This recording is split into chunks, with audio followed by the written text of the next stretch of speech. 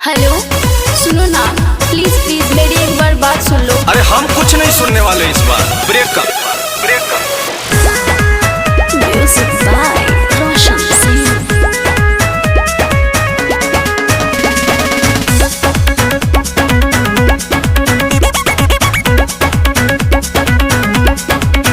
मेरे जानू मेरे सोना जी, एक्सक्यूज कर दो ना जी, मेरी बातें जो भी दिल पे लगी वो रिफ्यूज कर दो ना जी।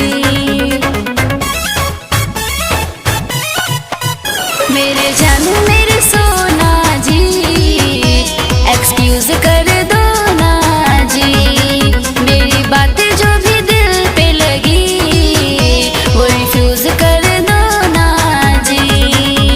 ना प्यार को पहचाने वैलू ना मेरी जाने, एटीट्यूड तू दिखाती है। अरे भाई ये तो स्टाइल मारती है। स्टाइल मारती है, स्टाइल मारती है, जानू जानू बोल के मिसाइल मारती है। स्टाइल मारती है, स्टाइल मारती है।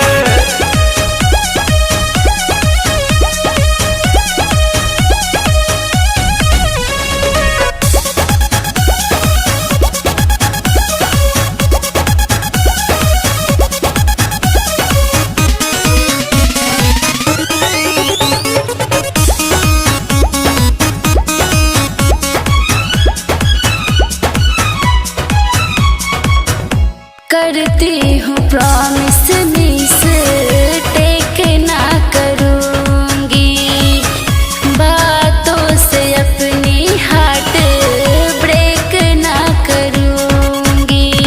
तेरी यही बातें नहीं भाती है सनम, तोड़ती है वादा जो भी खाती है कसम। रूढ़ तेरी बातें कंफ्यूज करती है, मुझे कितना सताती है। अरे भाई तो ब्रेकअप कर लो ना। स्टाइल मारती है, स्टाइल मारती है, जानू जानू बोल के मिसाइल मारती है। स्टाइल मारती है, स्टाइल मारती है, मारती है, जानू जानू बोल, जानू जानू बोल के मिसाइल मारती है।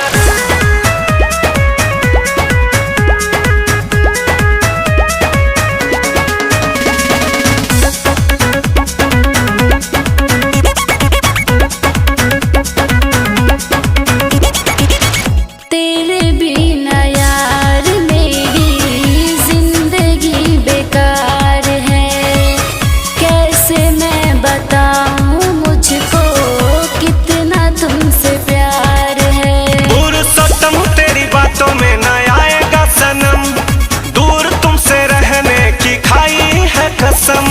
तेरे लिए मैंने पिंकू बाबा को छोड़ा, तू भी कितना रुलाती है। एक साल से देख रहे हैं भाई, बड़ी टिंग टोंग करती है। स्टाइल मारती है, स्टाइल मारती है, जानू जानू बोल के मिसाइल मारती है। स्टाइल मारती है, स्टाइल मारती है। सॉरी जानू, माफ कर दो ना प्लीज।